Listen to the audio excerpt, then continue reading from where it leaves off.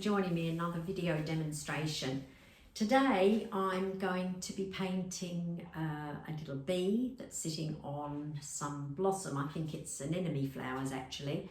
I've taken the picture from Pixabay and I'll put a link in the description in case you'd like to have a go at painting this one yourself. You can download the image and either have a go with the composition as it is or make up your own composition.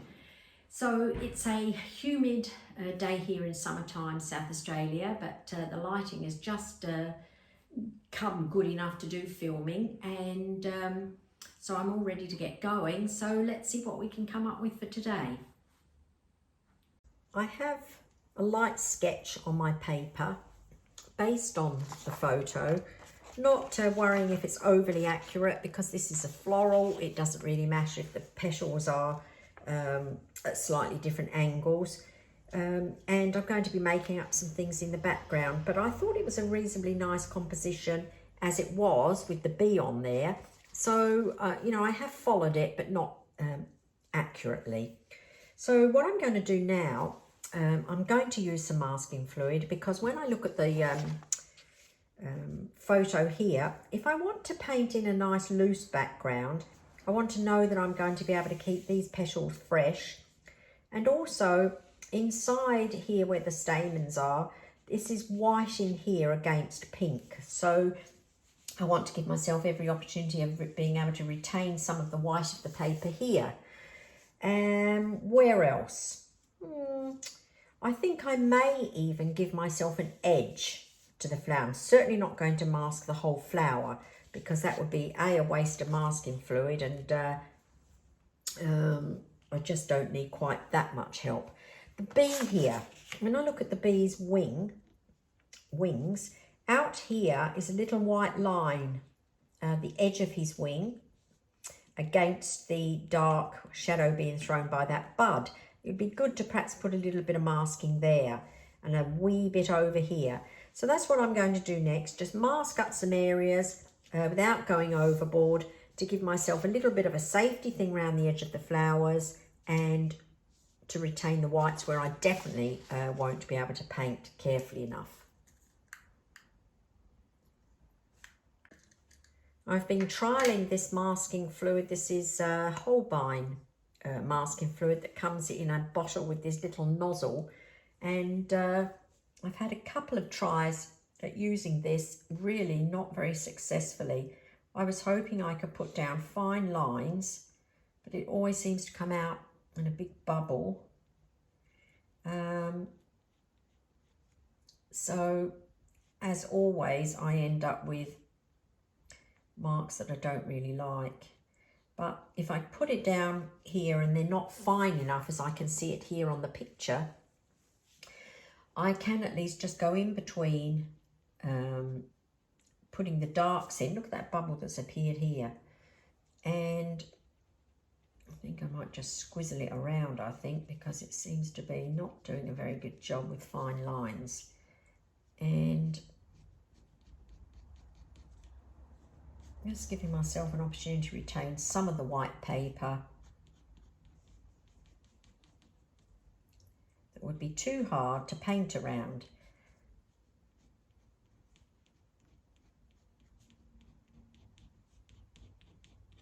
So I've put some yellow watercolour pencil down when I did my drawing where the flower centres are going to be, just so that I had a better idea where I was going to be going with the middles of the flowers.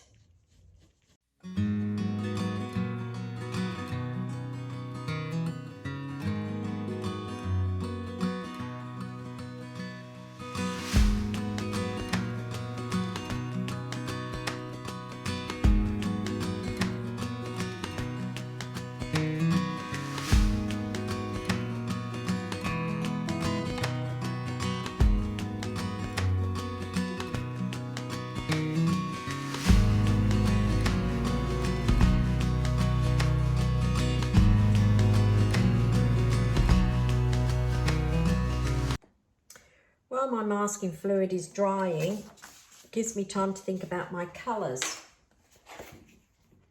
if I have my colours sorted, then when I get started on the painting, I don't have to think what next. I've got everything already in my mind, and I can paint freely without having to spend too much time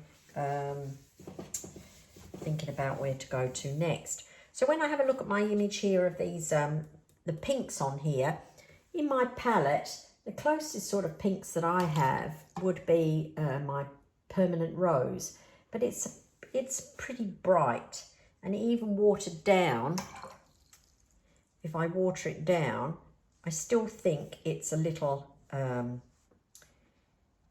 bright looking. Would it matter if the, whoops, bit of masking fluid already run there, ghastly stuff. Would it matter if the colour isn't exactly the same? Well, no, it wouldn't.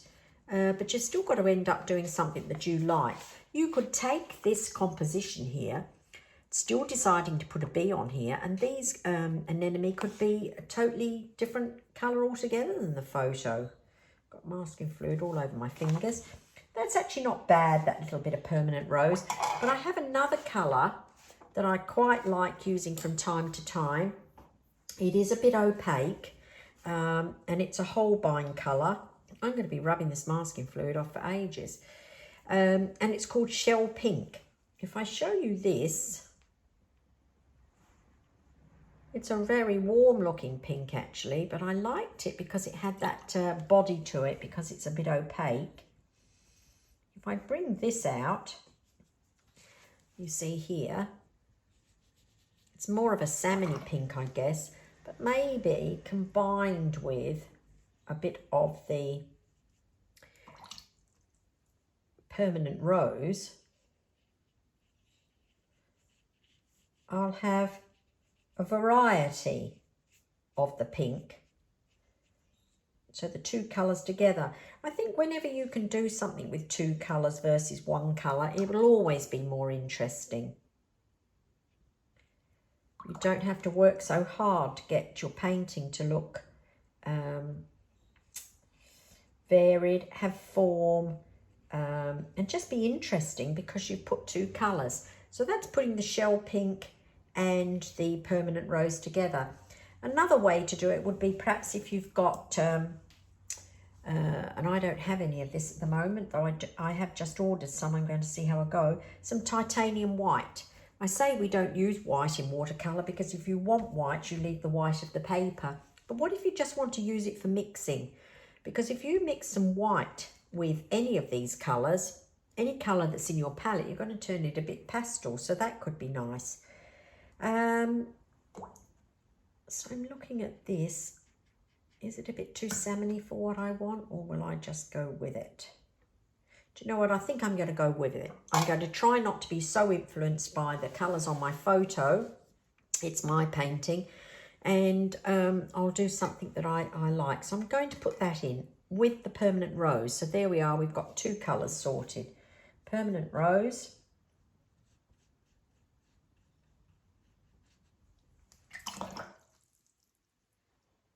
And the shell pink. My little swatch here. I'm still waiting for that masking fluid to dry. I don't think I'm going to use it out of that tube again. It's too thick. Can't put it down thin enough.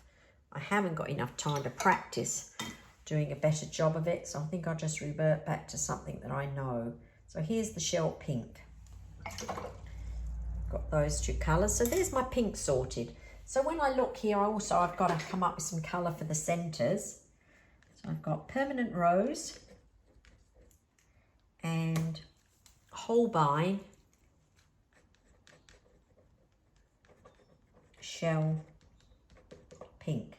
That's a Winsor and Newton permanent rose, but loads of manufacturers make a nice permanent rose, or quinacridone red or something similar to that. Now I need yellow, and I actually need two types of yellow here because I've got these little parts of the stamens here which are a warm yellow. The centre of the flower is actually a cool greeny yellow. So I'm going to look for the yellow for here, and then this yellow that's in here, I'll probably be able to do some of the green background with it as well. And so let's have a look at that next. Let's see. The warm yellow, well, that's pretty easy. I might go for this one here, which is like a cadmium yellow. This happens to be a cadmium yellow colour, but this is a Da Vinci paint and it's called Marigold. Da Vinci Marigold. It's one of the Paul Jackson colours, and it's lovely. It's beautiful and fresh, and it's warm. You can really lighten it up. All of our watercolours we can lighten up. We just have to add water. So that's quite nice. Now I'm going to go for this more lemony, cooler yellow here. That's going to help me with the greens in the background. So for that, I'm probably going to go for lemon yellow. Lemon yellow, this is Winsor lemon. So most manufacturers will make a lemon. It's cool because it's got a touch of blue in it and it leans towards the green side. But to get some nice green in the background, we are obviously going to choose a blue. And I think I might go with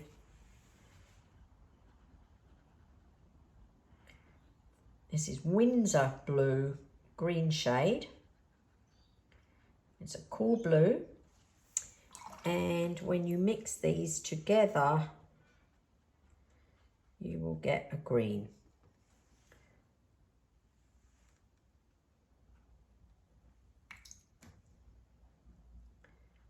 I think that will do quite nicely. So I've got my green sorted. Now, as I always say when I'm showing you how I go about doing a painting, I can still change my mind. When I'm starting to work on a painting, if something isn't quite working, doesn't mean to say I have to stick to it and push on, even though I don't like what's happening. I will rethink part way. But I like to have a lot of this worked out in the beginning so I can start and be free with what I'm doing. So I've got Winsor blue, green shade.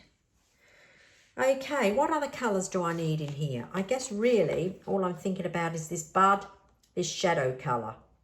The shadow colour I can make from all of the colours that are in there. This bud is sort of really a dark, reddy, browny looking colour. So again, I think I can make it from combining a lot of the colour that's there. The bee can be a combination of this warm yellow I've picked for here. To get him dark, am I going to be able to do that with these colours? Well, I'll have to quickly test that because if I can't, then I'll have to dip into one more colour. So let me have a little look and see how we're going to go about making it dark. So if I had the blue, because the red I'm using isn't very dark, I'm going to get a purple. And then if I now put the yellow in with it, I'm going to get a brown.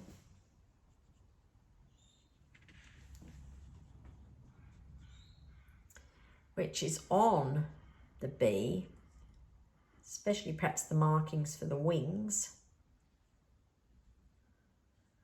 but not dark enough for this black bit here. So can I still darken it up? Probably would help if I didn't use a mop brush, because a mop brush holds so much water that I am diluting. I'm diluting the paint too much. If you want to make a dark colour that reads black, it's no good having it watery. It's got to be. So that purple there now is nice and thick here. So if I take the yellow now and pop it in, a bit more blue.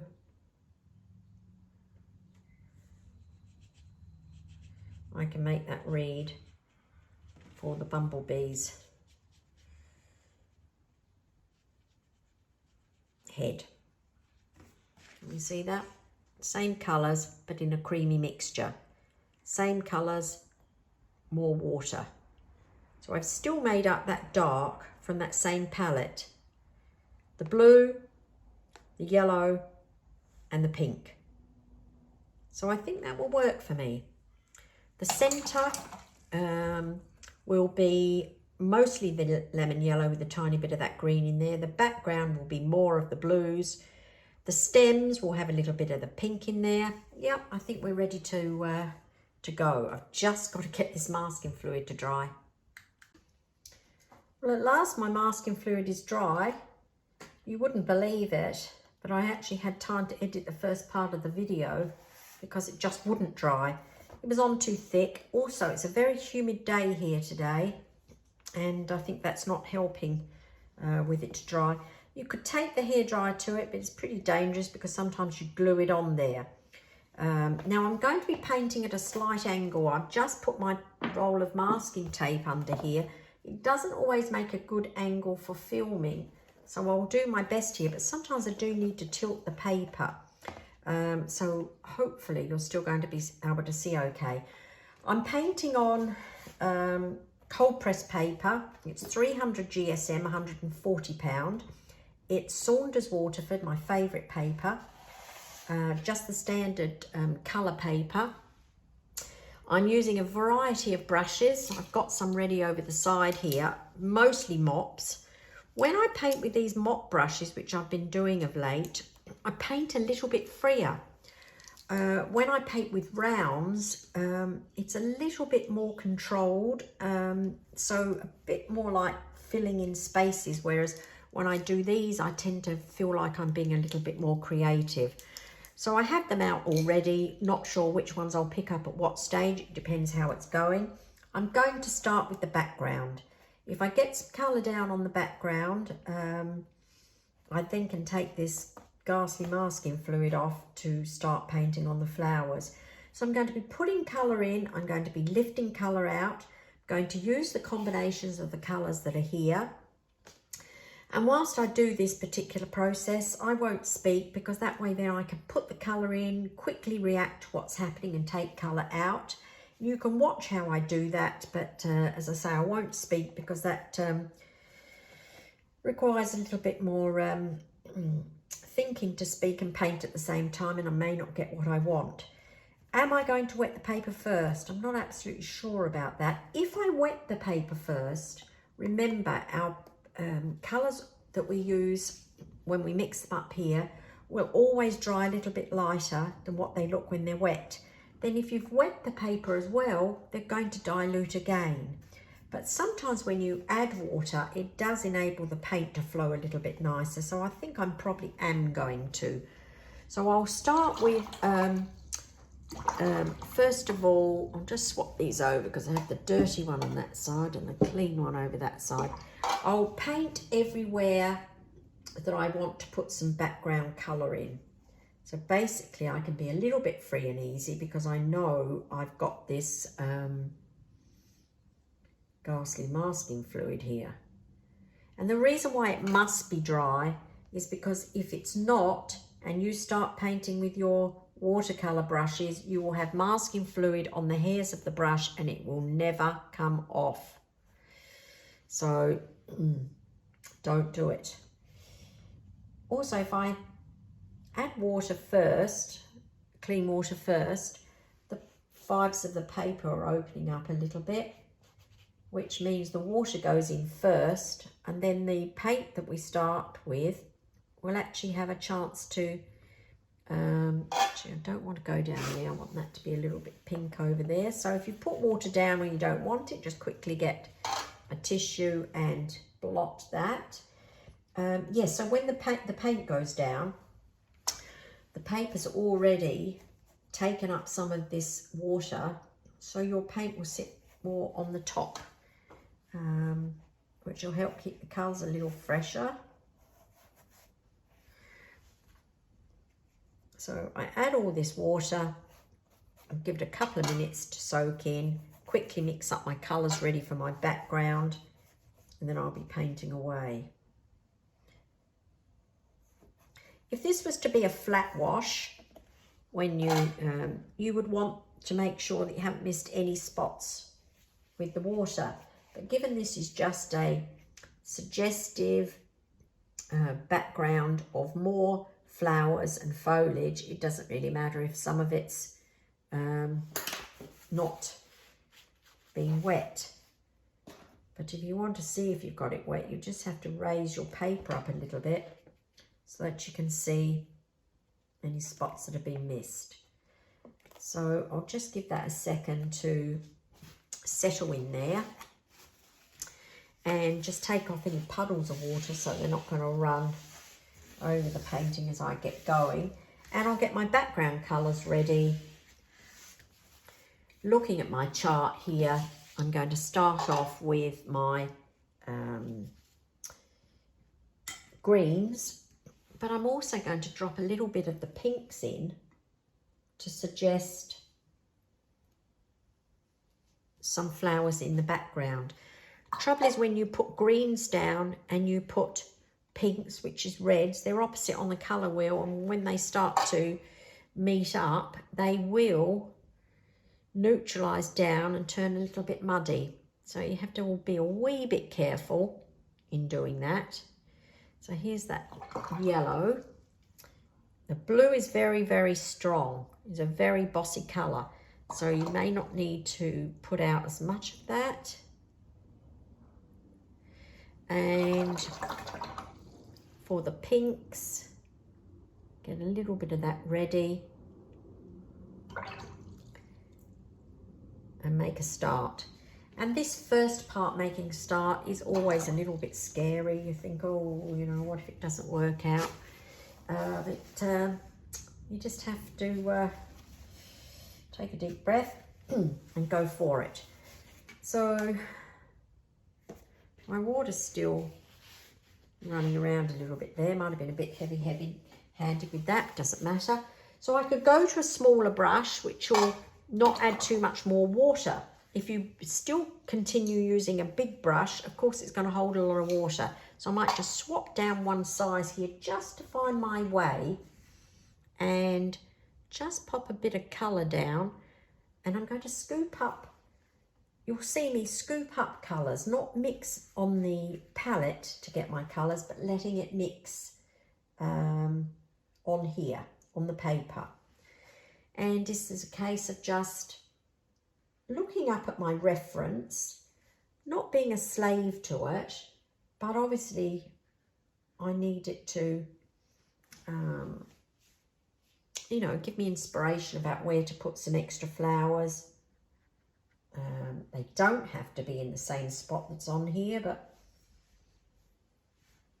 as I say, I was quite pleased that this was a nice composition anyway. So there, I put some pinks in. Now, the moment I start adding greens to this, I'm going to have to be awfully careful because I think it will turn a bit greyed down. But given these are only in the background and they're only suggestive, it probably doesn't quite matter as much. So there's a bit of pink that have been thrown in. Do I want any pink down here? Maybe a little bit down here. Two colours. It's just a loose, suggestive background. So these that are right in focus here are just the stars of the show, but there's more going on that you can't quite make out. So there's my pinks. Now I could try letting it dry and then putting the greens in, but of course when you do that, then you're going to have edges that are, you know, don't line up and or sharp edges. So I think I'm just going to try and find my way carefully and hope I don't get mud. If I get a little bit of the yellow closer to where I've put the pink, it's better if it turned a little orange than made the pink turn grey. So I might use that yellow as like a little barrier. Now this first wash is just that. It's not the finished product. So you don't have to be painting away in the same area, working something to death to get a finished look. You're covering up and giving yourself a basis to go forward with the next step. And I think it's good to keep it light. If you keep it light, you can make it darker. But if you've made it dark, you've got it dark, and you can't go back to being lighter. So I think get your background in like this. Well, this is how I do it. Nice and light, knowing that I can strengthen it up with my next step. So I just go around adding colour. When I get close to where I've put the pink down, I'll scoop up a bit of the yellow, because when it's dry I can turn that yellow into green, but whilst it's wet I can keep it a little bit green separate from where the red is, but still fill in.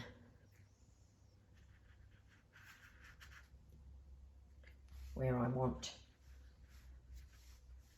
to have covered the white paper. So that's really this first step. You're choosing where it is that's not going to be white.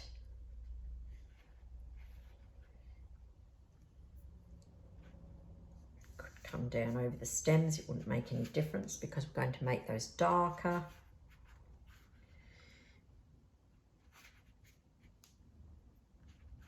I'm not even thinking about these looking like leaves. They're not looking like flowers. It's just a background colour.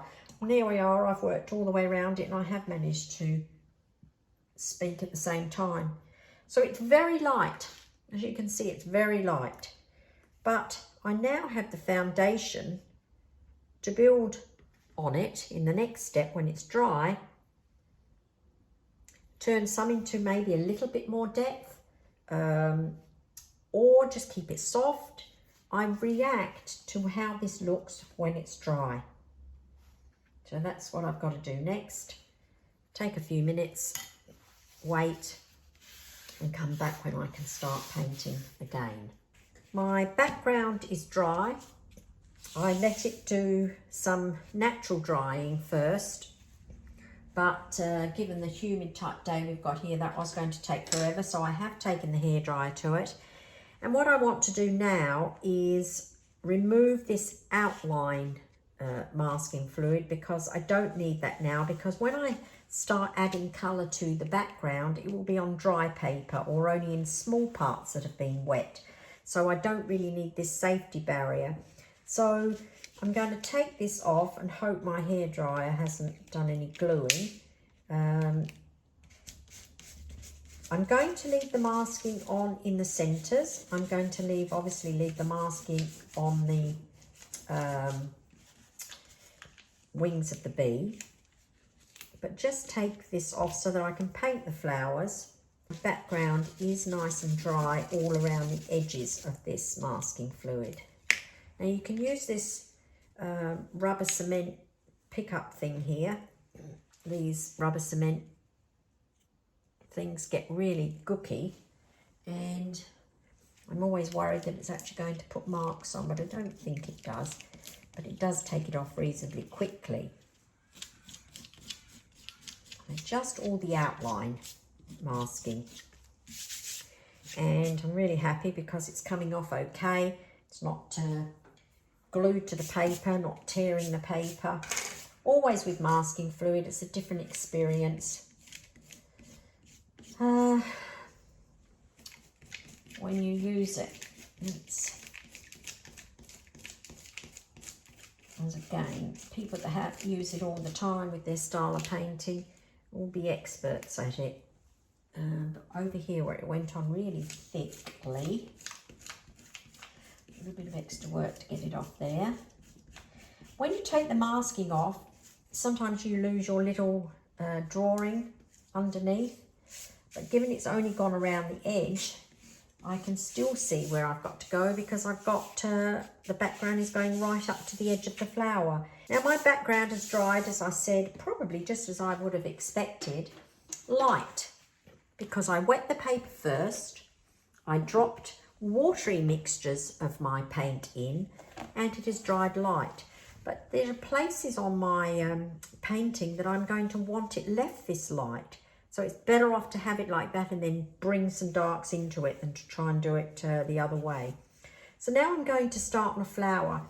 And often with flowers, I find my way a little bit slowly, and I'm always seem to be happier after I've had a go at about 2 or 3 of them. So maybe I'll start with this one over here, which is not quite so important, and just see how I'm going to model it. So by the time I get to this main one over here, I'm a little bit more proficient at it. So that's going to be my next step. So I'm going to clean off my palette and get rid of the greens, just so that I can stay with nice fresh pinks for here, and get back to painting just this flower. Now, with this flower here, I've masked in the middle here. Basically, this would be bright yellow, so it wouldn't matter if a little bit of the pink got where the bright yellow is going to be, because that would just make it a warmer, more orangey yellow. But what I could do is actually add water to the petals, either one by one, where I want the pink to go, and where I don't put the water, the paint won't go there. So I'm looking at the flower over here and avoiding where the yellow is, and it's much lighter as it goes out into the background. It's brightly lit there, it almost looks white, so I won't put pink in there.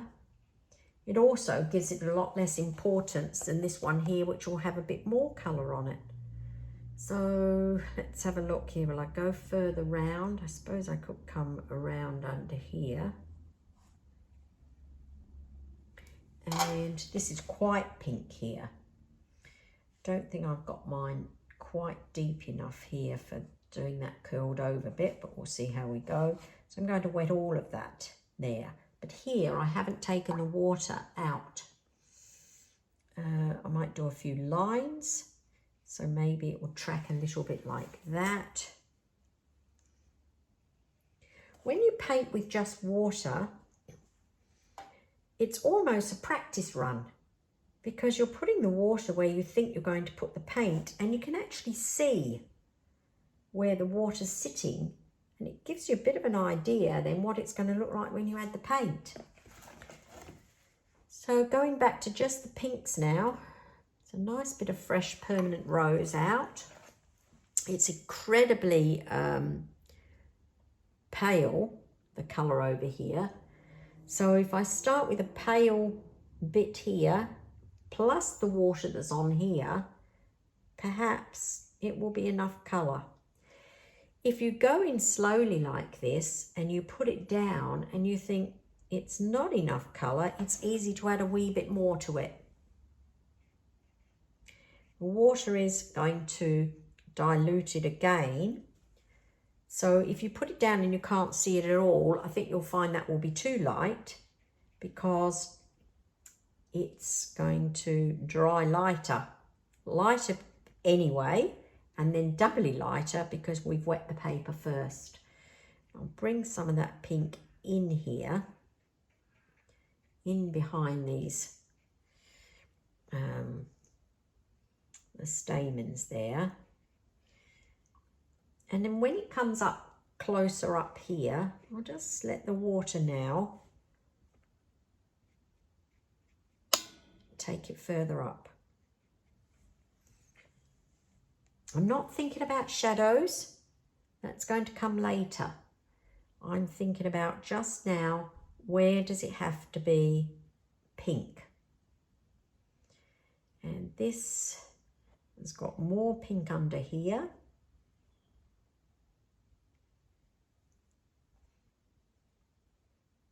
Remember, water is your friend. So if you're putting something down and you're starting to feel it's either not moving around or it looks a bit too dark, just reach in for some water. Add the water. The moment you do that, you're diluting everything. It's a safety valve, really.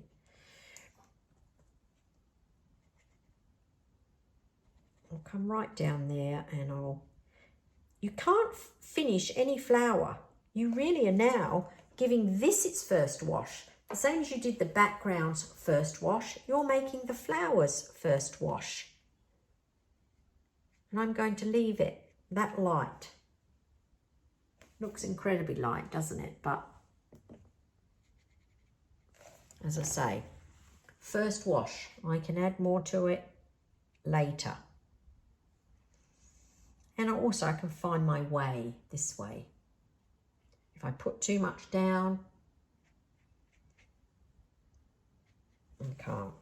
Okay, so I'm happy with that. Now if I move on to this flower and I wet this, I don't want that to just all merge here because I wouldn't mind a little bit of light on up here. So maybe I'll start more over this side. So what I'm going to do now is I'm actually going to put it on to just painting, and I'm going to try and model this petals on this one here the same way that I've just done that. First wash. Let's see how we go.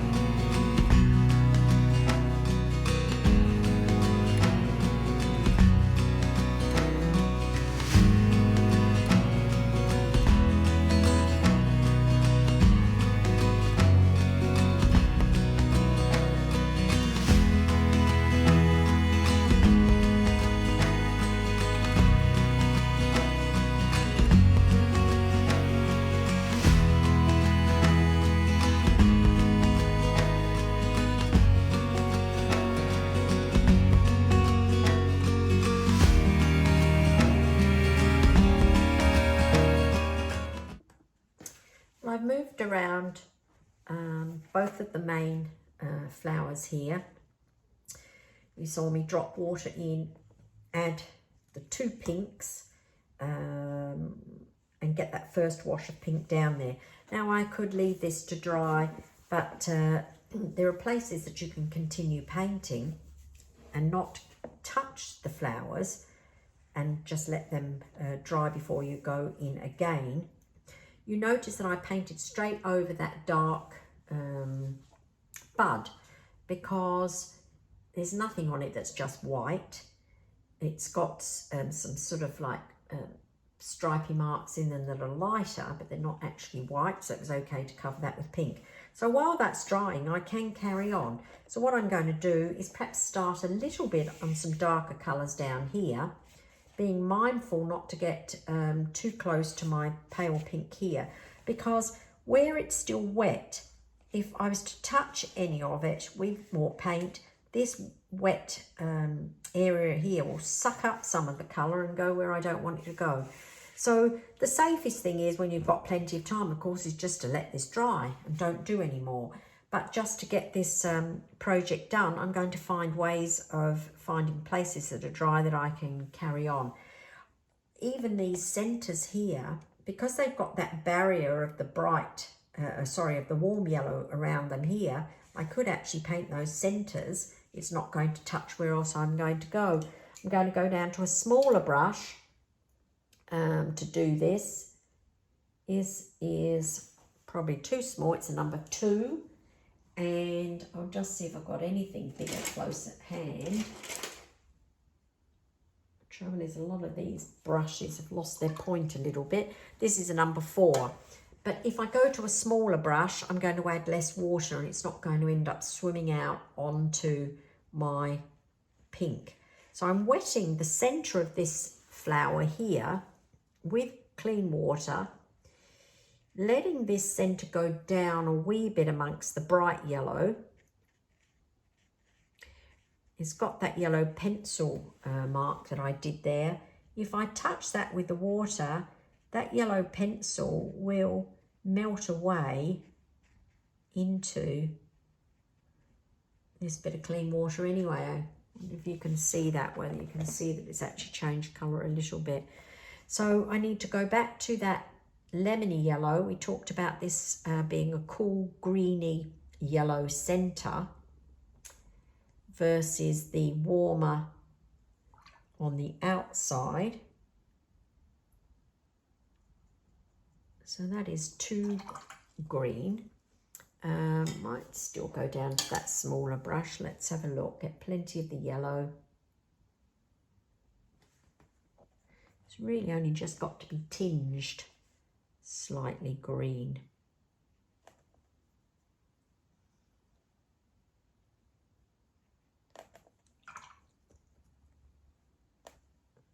And maybe more yellow over here.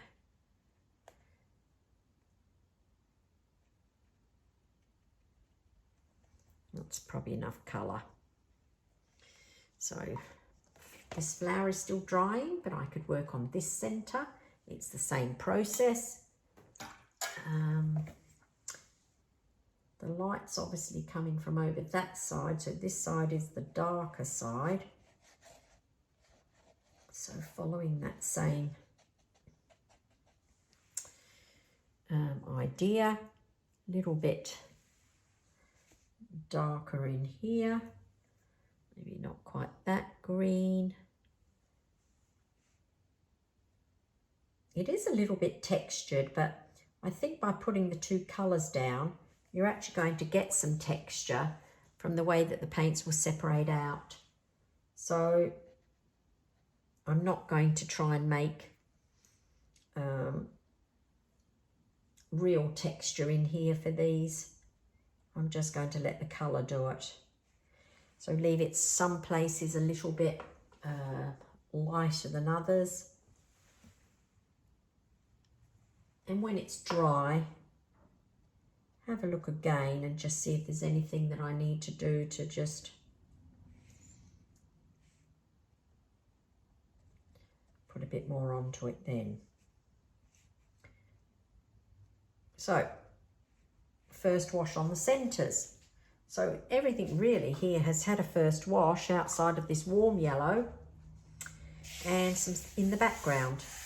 Now, believe it or not, this background is not bone dry because I can still feel coolness in there. So I could take the hairdryer to the whole lot, which would make it a little bit faster to paint. So I think I might do that. That way I can carry on with the flowers and the background all at the same time.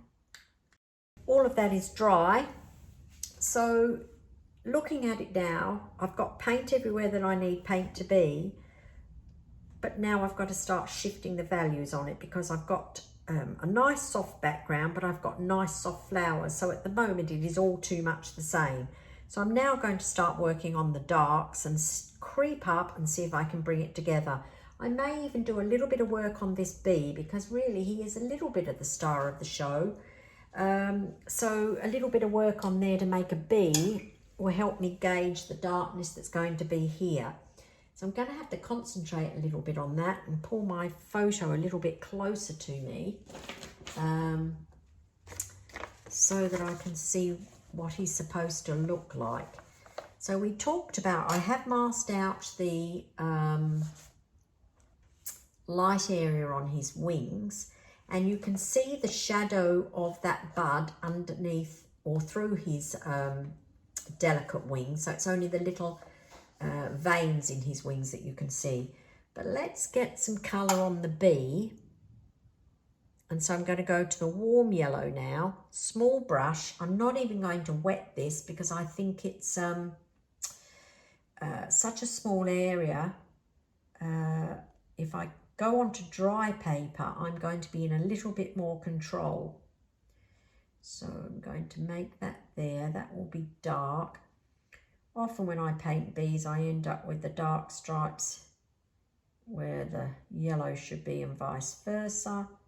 I don't think it's really diabolically important as long as we get some stripes.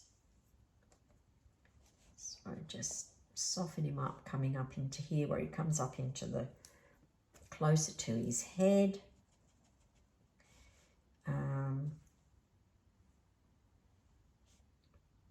So that could be black there, that could be the dark line there.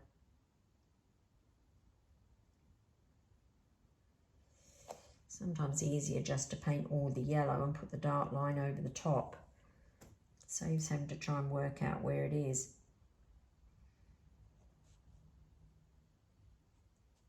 In fact, I think I will do that because none of it has to be really white. So I'm just going to put all the colour of the yellow in for the bee. And as far as the wings go here, I'd have to be really mindful that I've got the shadowy colour in underneath. So I may well leave that wing. I'll go now to do the head, which we talked about was a darkish mixture of our three colours that we were using, the blue, the red and the yellow. So you can see here I'm going to have to take some really neat pigment to get this to be dark enough.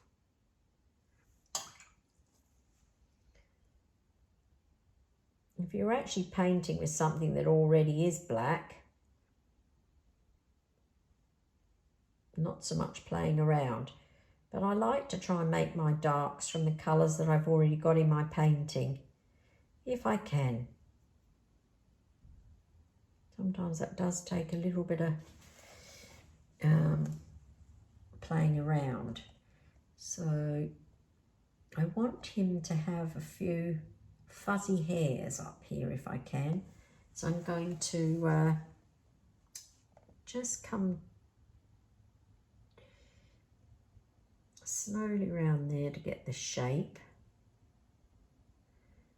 of his head. I could drop a little bit in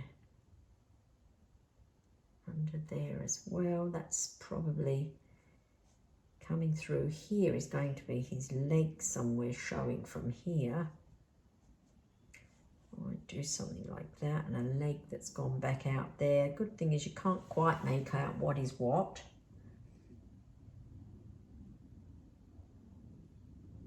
Black stripe in there, bit of a bar there, another black stripe there. I'm going to rinse off my brush and I'm going to tickle the colour on the top of his head just to pull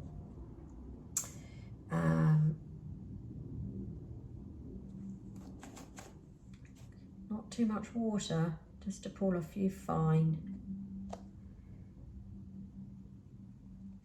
little fuzzy bits out. And really the same with all of this. Tickle the bit of paint you've already got down, small paintbrush, and bring it up into the yellow. Need one more stripe in here. like so. And then soften all of those and then put a bit more yellow over the top. So with this part up here, just looking carefully where I see it dark.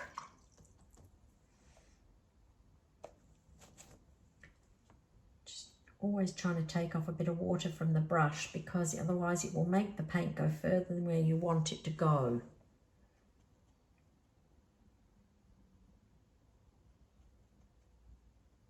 And then I see that I will have to just add a wee bit more yellow where I can see it's dried a little bit light. But you can see I've actually worked all the way around the bee.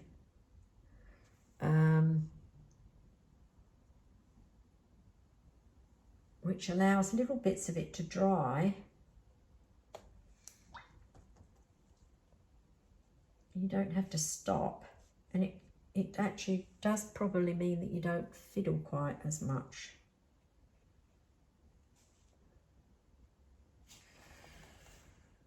Right, looks like a bit of a killer bee. Now, that probably could be a wee bit darker in here, just in there.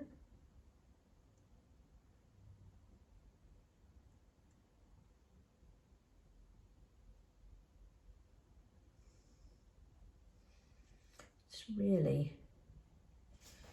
still just trying to paint different shapes, but because it actually is an insect, I don't mind it being in the right sort of places.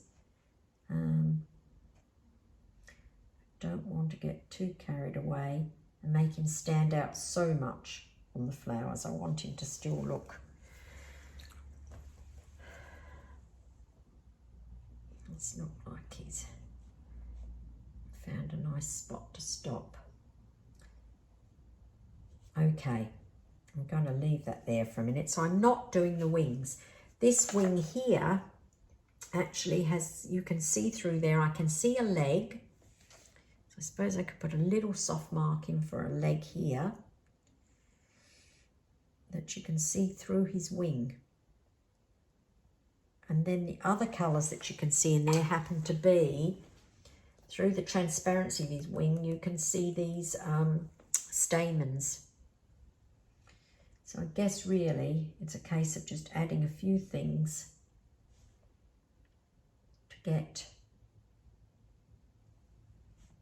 obviously he's got to have some legs. You can't even see his little antennae because it obviously must be a little bit hidden. I'm just going to lift out, if it's not too tricky, lift out a wee bit of light in his head there. So to lift out, clean brush, take off the water, but you don't want to just add a big blob of water, and just stroke the area, which you may have to do depending on the colour, how well it wants to lift. That was a bit of a blob of water. You may have to do it a couple of times just to get a little bit of light back in there. I'm going to leave that for a minute, otherwise I'll overwork the bee. Okay, so I don't need to look at that quite as close up now. I'll move that out of the way. And I'm going to add a bit of dark now to this bud. Find my way on that bud. When I mixed up my dark here for the bee, I am actually looking at it, it looks really quite the right sort of colour. Maybe just with a wee bit more red in it. So it's gone quite purpley. Might be a good option. Got to play around with the colours sometimes. I'm going to start putting this down up here.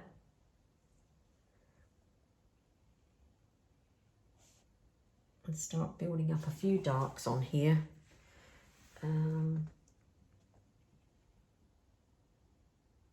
Let's find the shape here, and then I'm going to get rid of this big brush, small brush, and go back to a bigger one.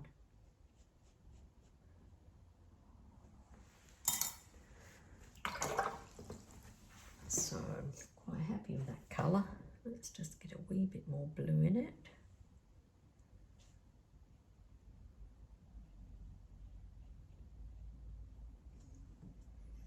And a wee bit of red in it.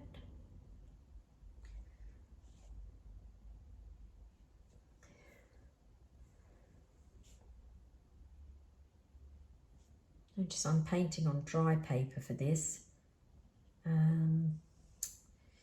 You know, there isn't a formula. It's what is going to work for you today.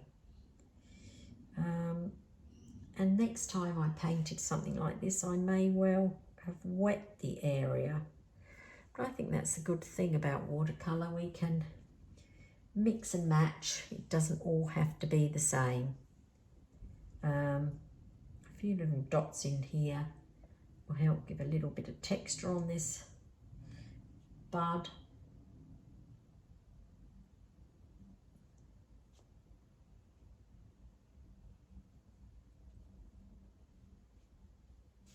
So I've varied the colour. I've added some clear water here. It gets a little bit lighter down the bottom. And if you lose a little bit of light, hopefully you can lift it out. But again, I've got to really try and judge it because it will dry lighter. A little bit of water to make some marks.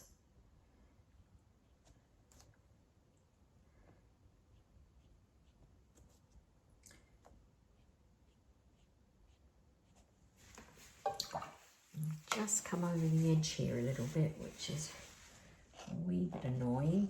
So just see if I can just tissue that off. I think I can get by with that because when that was dry, I could add one extra dark line round here and just make that side of the bud a little bit bigger.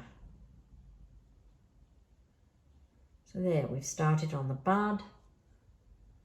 We started on the bee, and I'm going to next do some of this yellow around here so you can see what's going to happen there.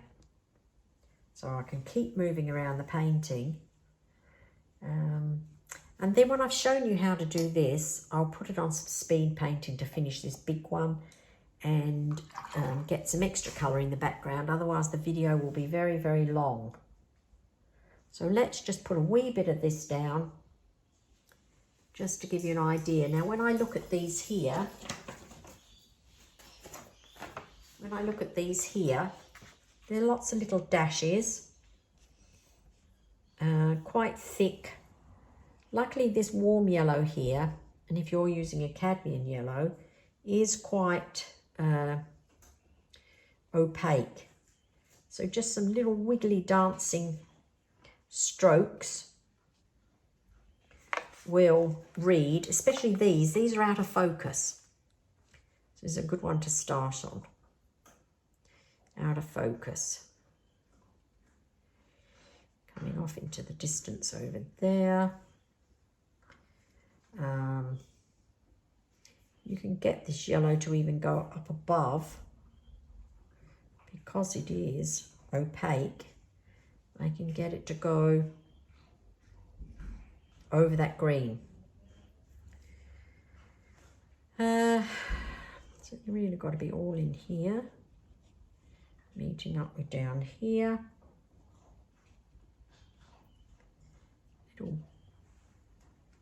Little blobs of colour. Remember, I've still got the masking fluid on here, so I'm going to end up with some white. Now I could use this yellow that I've put down and just add some water to start joining some of the strokes. You don't really want to have, you know, every individual little piece of yellow. It's nice if some of them are just melded together. So Soften those in down here, not to lose all my lights.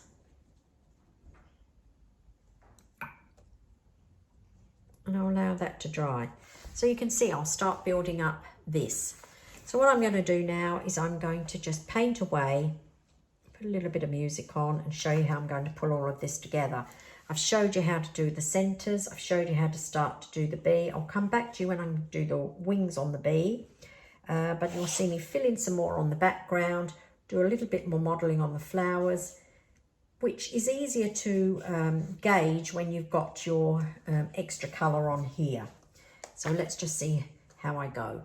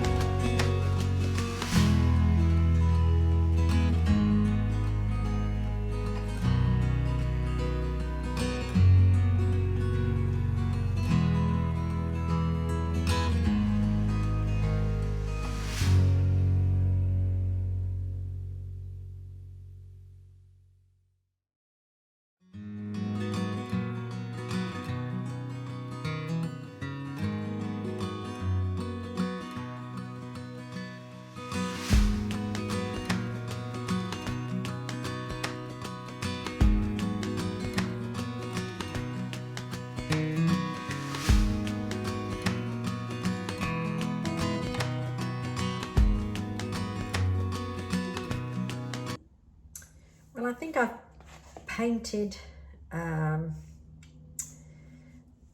much colour on here as I think I would like to do on the flowers. It's very easy to keep going and overwork them.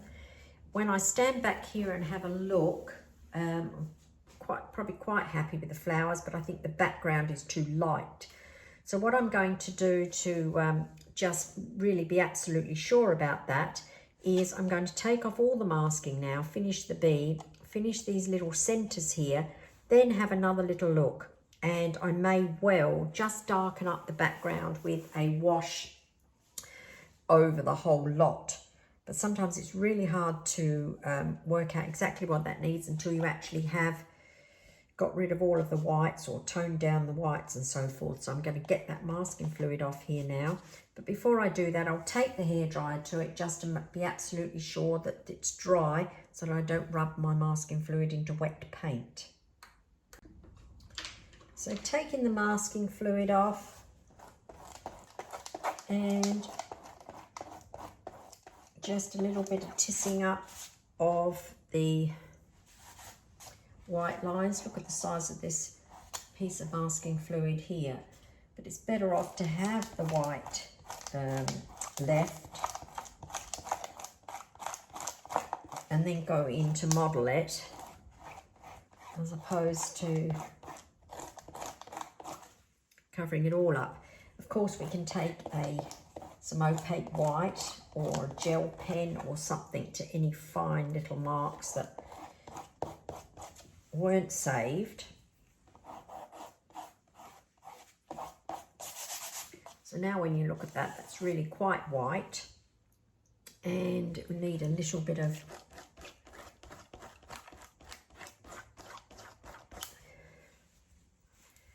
paint going into certain areas. So that's really the final step here, the little tweaking step.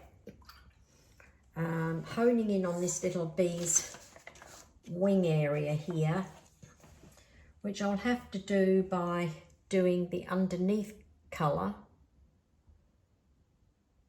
A little bit of greyed down yellow really, and only leave the finest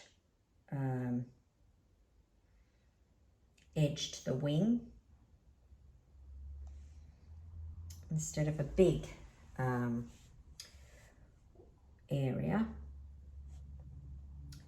because his wing, being sort of transparent, is showing all of the flower centres that he's busily sitting on.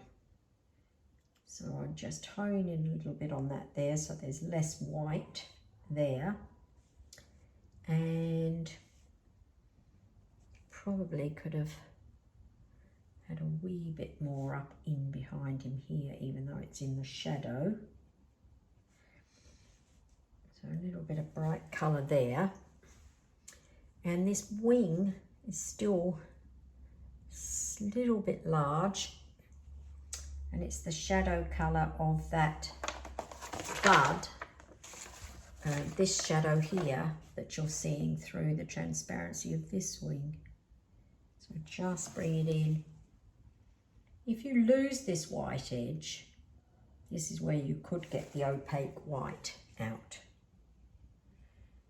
So there's that honed in, this part here. And now looking at all of the white that's been left for the centres of the flower, of course, these are all the little stamen bits, but there's pink in between them. So now you've just got to get hold of some of the pink colour without it being too strong and sort of negatively paint. So coming backwards, and sometimes a little bit of the more of the shadowy colour. So a little bit greyed down. So we're actually doing the parts in between the stamens. don't have to do them all. It will still read okay. And it's better off to not do them all than to get carried away and you've done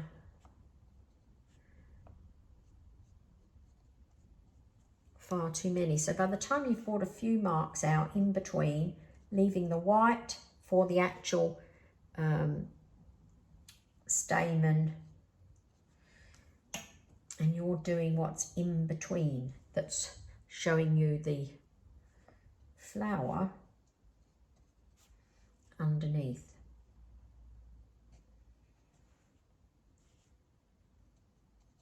And you just do a few, stand back and have a look and say,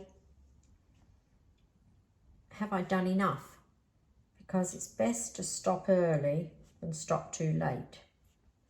So you just every now and then stop and say, does it look enough?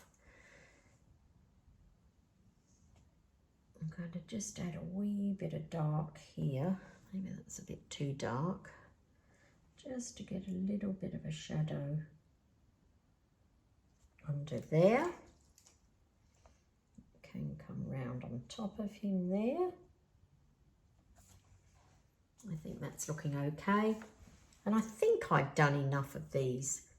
As I say, it's very easy to get carried away with doing all of these. And the last thing you need to do is done hundreds. And you can always take a little bit of the dark colour in between some of these yellow ends here. And that could be darkened up a little bit over there. So I'm not going to overwork that. I'm going to say I've got enough on there. What I am going to do is just quickly put another glaze, I suppose, of the warm yellow over the top of some of these, and not exactly over the top, still changing the direction a bit, just to give it some extra oomph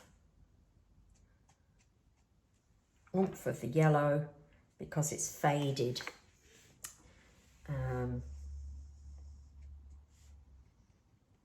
now that I've taken the masking fluid off, I can see where it would be beneficial to do a little bit more. Just going to let that wing dry there, and then I'm going to show you how to do those lines on there. So the next thing is just to quickly do the same thing over here.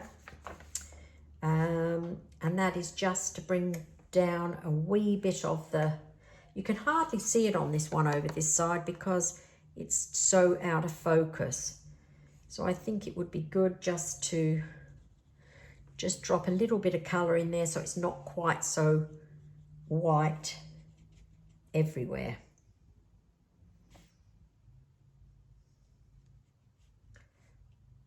Because you can't make them out when it's out of focus because it's blown out. It's hard to see. Just really, probably a little bit of extra yellow in there as well so that it's not so white. Yep. I think I'm going to leave it at that. So, what does that leave me? The bee's wing here. And it needs some very, very, very fine lines. In sort of like a burnt sienna colour or the brown colour. It's so fine that if you can't do it with a paintbrush, best to do it perhaps with a little ink pen. And I might just show you how to do that.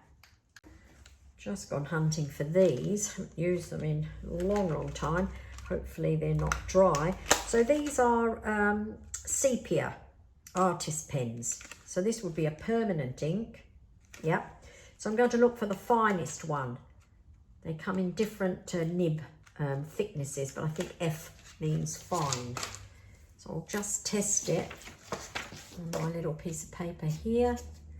You can see we're just going to get, if I put it in shot, we're just going to get some really fine lines. It is a little bit worn out, but that's okay because I don't need very much. So just giving him a wee bit of a edge to his wing up here. You won't be able to see this very well, I'm sorry. I'll just try and zoom in on it when I do the editing. So a few little lines like that. Really very delicately, because you can hardly see them. And maybe a little bit of the edge up there.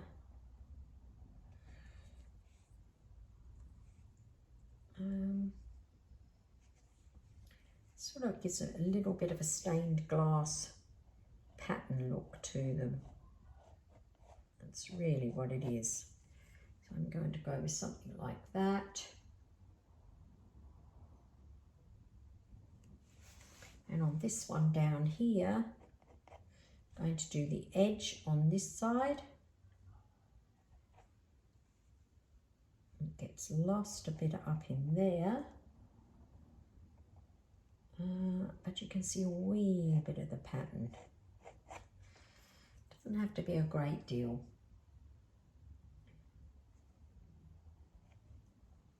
Yeah, well, I'm at it. Little flicky bits there. Okay, I think that will do. So quick assess. As I say, I think it's the background. So what I'm going to do, I'm going to let this dry. I'm going to call the video done. Don't think I've left anything off. Call the video done. By the time I've done the editing, I'm going to have a look at this and I will have decided what to do about the background.